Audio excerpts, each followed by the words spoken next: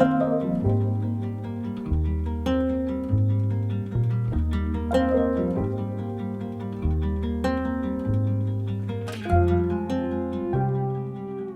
me, when a student enters the HBCU space, what I hope to give them is what I got.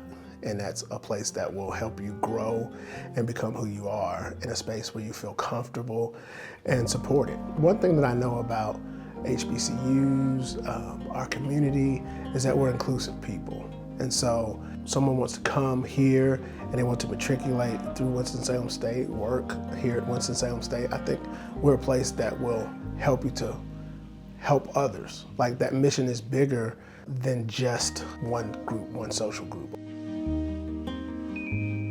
HBCUs still have a purpose in this day and age. I think when we talk about the evolution of HBCUs, the plight of minority students, but specifically Black students in their education, it might have evolved, but there's still a plight here. So we have a responsibility to protect these institutions, and I use that language intentionally.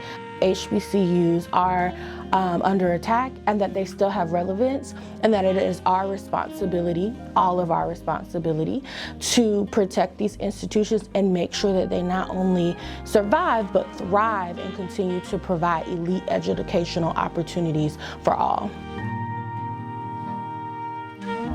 When did you become aware of the historical significance of HBCUs? Immediately upon researching the program, and is what probably drew me, I think, initially, was the fact that I not only had the opportunity to study African American literature, but actually study African American literature as taught by African Americans, as opposed to what you would find at a historically white institution. I'm interested as an English professor in the rhetoric of dissent. Very particularly, I'm interested in this concept called parrhesia, right, which means truth to power. Brave speech. It literally translates into say everything, but it really talks about these people, this long history of folk who risk their lives to tell the truth. An example of this might be Socrates, Jesus Christ, right? In the original Greek, the Bible, the word parrhesia is used 30 times to describe Jesus. It might also be used to describe Martin Luther King, or Malcolm X, or the ANT4. It's a word I use to describe these veteran activists, these veteran writers who have been the focus of my research. And one of the reasons North Carolina A&T and HBCU is so meaningful to me to be teaching here is because I really think of this place as dissent central. When I got my MFA, my teachers begged me to go to California because they thought that I was going to do really well in California. When I went to grad school, that's when it really clicked, though, that I can really change someone's life by teaching, and I can be that kind of anchor for someone who may feel in the same boat as I did, which was utter defeat. I had a very strong interest in African American literature, specifically the work of James Baldwin and Richard Wright and the other expatriates who left the United States for Paris. Them particularly because I was very interested in existentialism. Found in the works of French writers like Jean-Paul Sartre, Albert Camus, who they actually used to hang out with at this jazz club in Paris called Chez Honey. So I was very interested in the intersections between French existentialism and African American literary existentialism.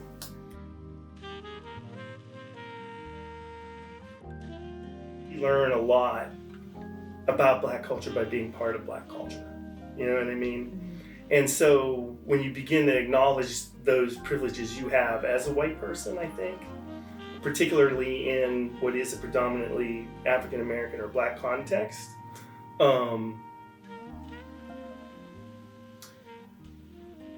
you learn there's no such thing as reverse racism.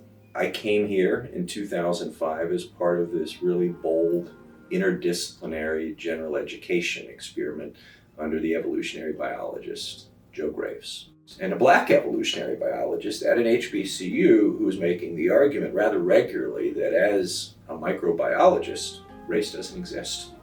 But more sort of fundamentally, what is it like to be a student in America at an HBCU in the South. I could put it in a bumper sticker for you. History matters. Right? If I want to put it very succinctly, history matters. I think that's why so many students come to this particular HBCU. It's a historically Black college. There's a history here. And with history comes a sense of identity. And with identity comes a sense of belonging, community, and family. When I was a commuter student at UNCG, I didn't have school pride. I've never been one for school pride, period, even when I was in high school. Never been one for that. I've also just never really experienced the amount of pride that students have for their university and for, the area that they're in. And when I got here, even during COVID, I was seeing that. And that to me was just it was wild. It was honestly wild because, it was just, it's infectious. Even if you know that it's an HBCU, you don't really know what an HBCU is until you're actually there. And then that's when you get to experience that culture. HBCUs are not a monolith. So I think that is the first thing that we need to talk about. Just because it's a historically Black college or university doesn't mean that people who identify with those pieces are the same across the board. So I think that is the foundational piece.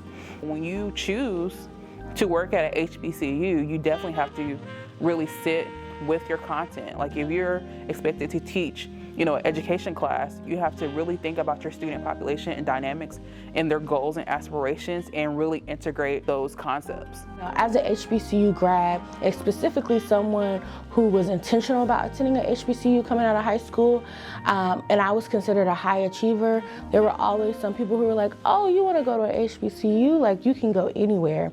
And I always took that as an offense because what it implies is choosing to go to an HBCU is choosing to go to the lesser, and that's just simply not true. Diversity is important because diversity brings different perspectives. And I think that when you're thinking about the learning process, there's something great that happens when there are conflicting perspectives. People need to value historically Black knowledge. They need to value historically ways of knowing and socializing and developing resources and developing networks because they are valuable.